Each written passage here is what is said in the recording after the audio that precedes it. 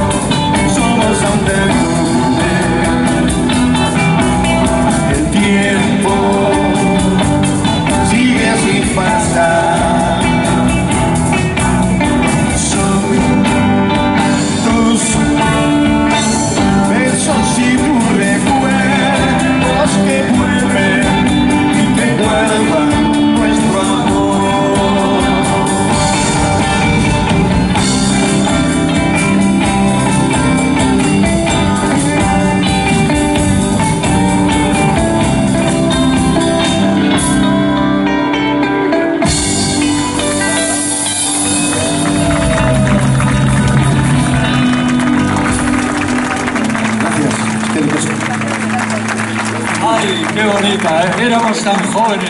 Y seguimos siéndolo, ¿sí o no? Claro que sí.